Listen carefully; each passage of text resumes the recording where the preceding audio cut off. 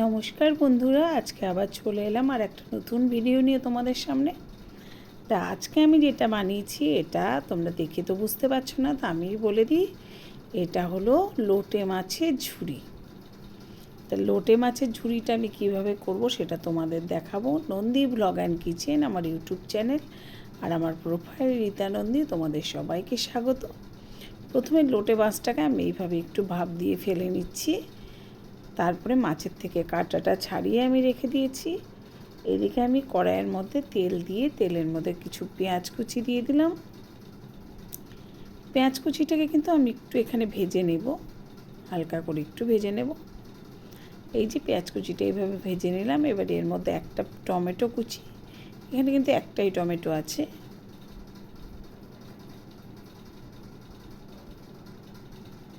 একটা টমেটো কুচি দিয়ে একটু লবণ দিয়ে দিলাম আমি। টমেটোটা একটু ভাজা ভাজা করে নিলাম।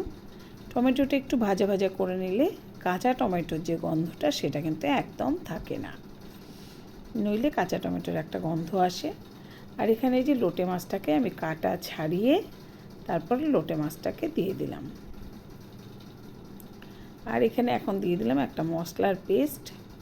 এখানে ছিল আদা, রসুন আর ছিল কাঁচা লঙ্কা আর অর্ধেকটা পেঁয়াজ ছিল। এটা কিন্তু আমি পুরোটাই কাঁচা লঙ্কা দিয়ে করছি। আর দিয়ে দিলাম একটু হলুদ গুঁড়ো, আর এখানে দিয়ে দিলাম স্বাদ মতো লবণ। এবার কিন্তু এটাকে আমি খুব ভালো করে একটু কষা কষা করতে চেষ্টা করছি, মানে একটু সময় নেবে। আর আমি এখানে 4টে গোটা কাঁচা লঙ্কা দিয়ে দিলাম।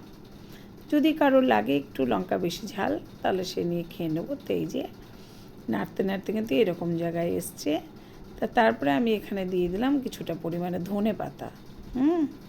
কিছুটা ধনে পাতা দিয়ে আবার একইভাবে আমি নাড়তে থাকলাম, কারণ এটা কিন্তু একটু পরপরে একটু নাড়া দিতে হবে যাতে নিচটা লেগে না যায়। আর সামান্য একটু চিনির দানা আমি দিয়ে দিলাম, দিয়ে আবারও এইভাবে কিন্তু আমি নেড়ে যেতে থাকবো।